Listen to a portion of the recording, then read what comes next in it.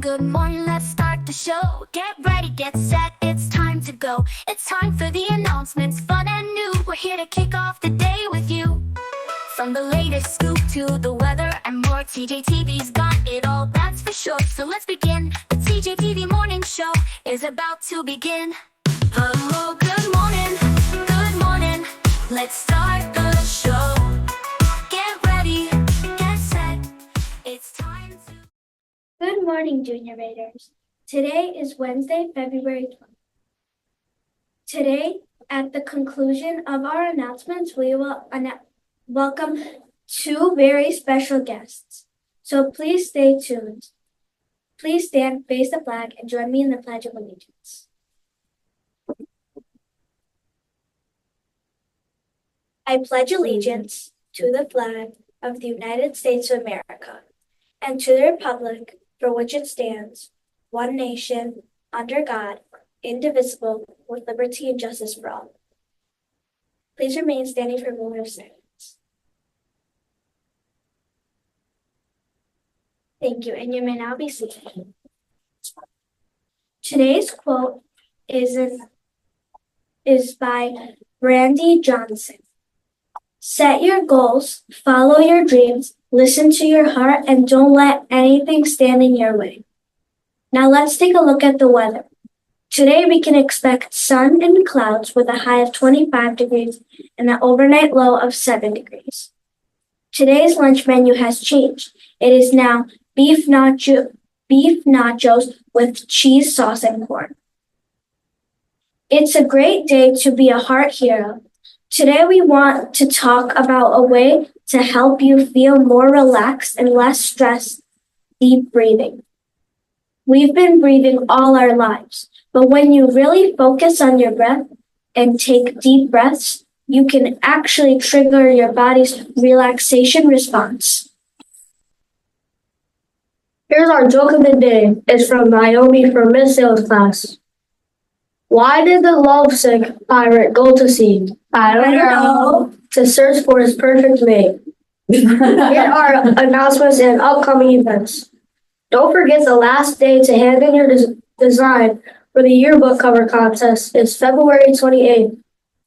We can't wait to see what you come up with.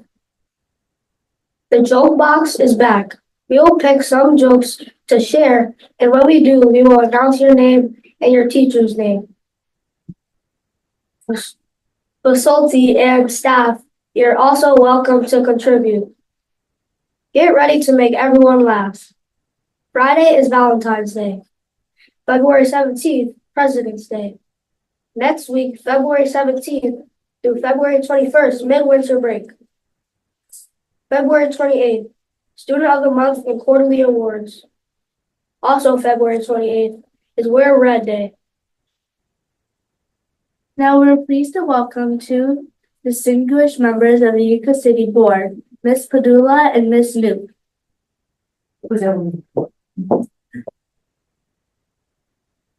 We extend a warm welcome to them. Good morning, Ms. Padula and Ms. Knoop. Welcome to Jefferson Elementary and to TJTV. Thank you for giving us the opportunity to interview you. Yeah, thanks for having us here. Were either of you former Utica City School District students? And if yes, what schools did you attend?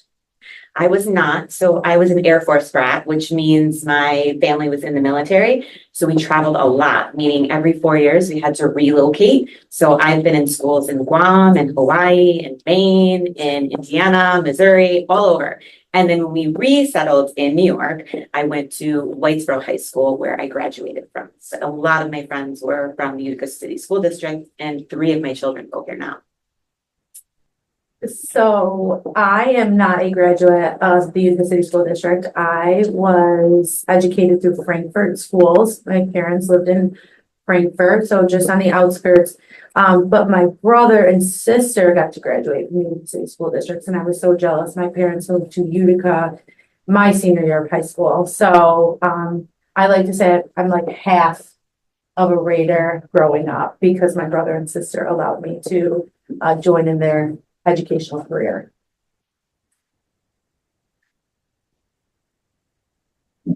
What inspired you to become a board member?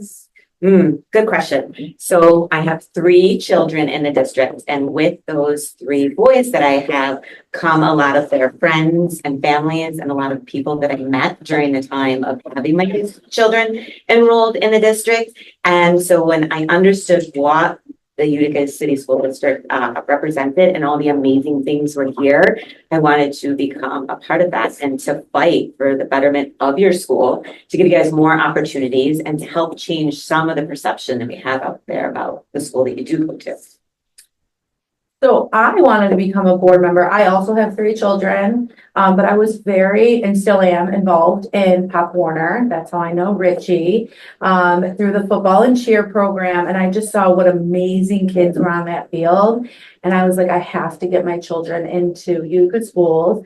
We lived in Frankfurt prior, my husband and I. So we moved into Utica, got our kids into school. I loved what I saw on the field. Unfortunately, it was a COVID year, so I didn't really know what was going on in the schools. So I went in a little blind to becoming a board member because my kids really weren't in school that long. But you guys inspire us. Children just like you every day make us work so hard at what we do and advocate to make sure that you have the best of the best when it comes to educators and resources and facilities. You are our inspiration. Children just like you every day. What do you think is the most important job of being a board member? So I think the most important job for me personally is the financial side, right? To make sure that we can afford everything that you all need. I know that's kind of like a blanket statement. You're like, the money, but everything you have obviously has a price attached to it. So for me, the most important job of a board member, I think to the public, would be to make sure that we're financially sound and can continue to provide the best of the best for all of you. But I think personally, the most important job for me being a school board member is to make sure that you know that you're all supported, that we visit all the schools and come to as many events as possible. I think that the students love to tell us that they want a better lunch menu or a playground or a snack bar or more resources like a TV station for their morning program. And to me, that personally is the most important thing, is to make sure that we listen to you and we can help you get everything that you feel that you and your student population need. So kind of 2 sides to that, one a public side and one more of a personal side. Yeah. And so to bounce off what Ms. Padula said, so my most important job is to advocate for you guys. So it's advocating for the students, making sure that you're receiving what you need, advocating for your teachers as well, because without your teachers, right, we can't give you the resources, but you're my first priority. So students are my first priority, making sure that you have all of the advantages that the other school districts have and more. There's a lot of you. We have 10,000 of you guys in one school district. That's bigger than any district in this area. So you're often compared to a lot of other schools, which kind of isn't fair, because what you bring in 3 times what any district has. And the amount of opportunities that you have in this district really outweigh all of the other districts. Unfortunately, people don't know it, and sometimes that gets lost in the shuffle. So advocating for you and also advocating that you have access to all types of programs and supports and other opportunities so that we can send you out into the world, sending you to great colleges or great jobs or opportunities. We want the best for you guys. So making sure that you get them.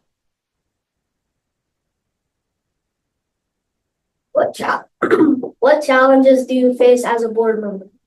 Ooh, Depends on the day. Challenging. It's hard to be a board member. So we are in a lot of committees, all types of different committees to make up all the programs and opportunities that you have in your school. Some are fun, some are not fun. Maybe not getting our way all the time. So there's things, right, that I really want for you guys or a school, and not being able to make that happen, or not being able to make that happen now. I'm somebody that likes to work fast. I like action. I'm a mother and a woman, so we're used to taking charge and making things fix. And so not being able to fix things kind of right away and having to sit back, knowing that there's a process, but really wishing the process happened a lot faster than it does, unfortunately. For me, I think the biggest challenge, depending on the day or the topic or what we're advocating for is just a balance. So this job that we are basically volunteer for is 24 hours, 7 days a week. We feel very responsible for all 10,000 of the students. We want to be in the know and in the loop and make sure that everybody has what they need. And like Tennille said, even if we can't give it to you right away, what is the bigger plan? How will it benefit all students in all 13 buildings? I think another challenge really is social media, to be honest. You guys are so connected to your phones and Google Classrooms, and it's just an instant world that we live in. And Tennille and I, like we said, we're moms and we have children within the district, and we want everything immediately. It's just part of our personality. And so when we hear a child say something, or they come up to us and they tell us like their Google Classroom, or I saw this or that, we want to fix it immediately because it's already out there. So that's another challenge. It's just the education as a whole looks totally different from when even I went. So I think there's several different challenges, but they're worth it. I don't know if they're challenges are just little road bumps or just a way to get through it, but there's 7 of us on the board. So Tennille and I know individually we can't just fix a problem. There has to be 7 of us to agree on it and all work together. So and that's hard. And that's hard too. That's definitely a challenge. It's but teamwork, and that's hard. we spend a lot of time talking and making sure it's the best decision for every single student. And I think sometimes that gets lost too. Yeah. Can you share a memorable experience when you had while serving on the board? Oh, this question, I'll try not to get emotional. It's always the same answer. I am very involved in Kernan Elementary School. We started a food pantry over there about 3 years ago now. I pretty much go every Tuesday from 3:30 to 4:30 with a group of students. It's called Future Leaders of America. They inspire me. They provide food and nutrition for their colleagues and their students. And now it's turned into a clothing closet. They have raised money for school events. And I just think that I sometimes wish that everybody could see what we get to see. Yeah. That's happening in the schools. But when students come to us and they speak up and they advocate for what they need, and I received a letter 3 years ago from current students that are now in Proctor, which is crazy to think about because they were in 6th grade at the time, saying, we need a little bit of help. We want to do a food drive. Our friends need some food on the weekends or long breaks. And just to see it's completely student ran. So there's a advisor, but these kids give up their lunch and they sort the pantry, and they have a school store, and they have a Valentine's Day sale on Thursday. And those are our kids. All 13 buildings are filled with great students like that, just like you guys. And it's definitely been a memorable experience because I've seen it grow from the ground up. Yes. I would say the same thing. So it's hard to pick one because there's so many that have happened. But so on my real job, right? I work as a professor at a college, and that means that I get a lot of students that come from the Utica City School District, but all others. And they'll come up to me all the time, and I'm surprised that they know me, and I'm surprised when they'll tell me experiences that they've had in school. But when they talk about the opportunities that they had there and the things that they learned about, and now they get to be in school with me, and they're seeking out and they're trying to take a class with me, those are the memorable experiences because you get to actually hear how they graduated and what programs that we did or things that we put in place really impacted them.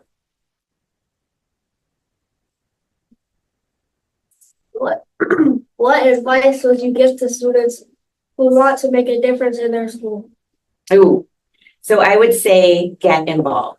If you have an idea for a club or something that you want to start in your school, reach out, talk to your teachers, talk to your principal. One of the best things that you can do is to get involved in your school. If you were in high school, I'd give you the whole college route talk and I tell you how important that is.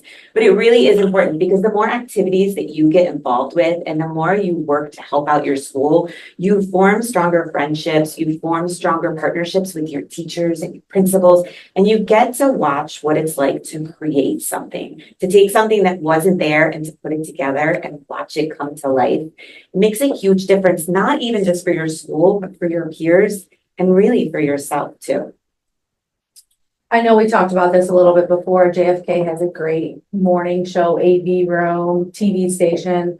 My advice for all students, but especially you guys, is to carry this with you. This is a talent. It's not easy to be in front of a camera, to public speak, to read a teleprompter, to run different cues and lighting. Like, we know the work that goes into it because we see it at other schools, but this morning program is top notch compared to even the ones at Proctor. I'm so proud of you guys. I want you to keep this going. I want you to find your passion. All students out there listening, get involved in student council and Key Club and really just make a difference.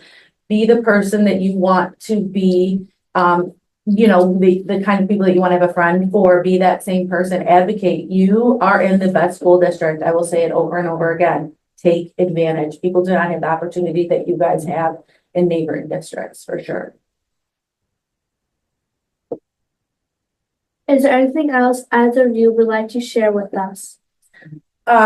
Besides the fact that we're so proud of you and thank you for having us, I think you're teaching us way more than we can teach you, to be honest. We are extremely proud of you. We're listening to you. We're here to always listen to you.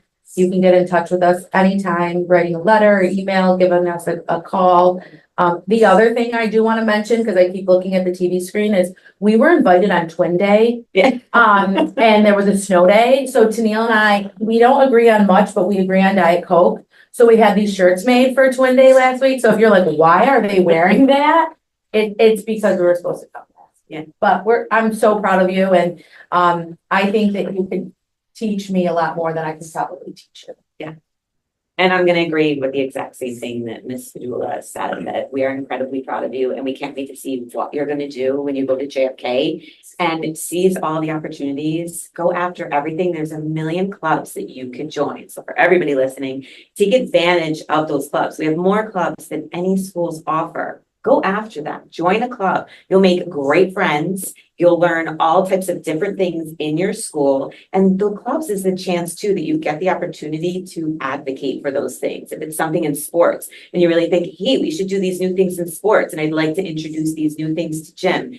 You guys are the ones that change that. When you speak up and use your voice, that's where change comes. So always use your voice, and we're proud of you. We're watching you. And I don't think this is the last time that we'll have this conversation. I think we've got something fun planned for you in the future. Yeah, and we love to come to 6th grade graduation, so we know We'll see you there too. Thank you so much for taking time with your day to be with us today. Thank you for joining us, everyone. Have a wonderful day and see you tomorrow.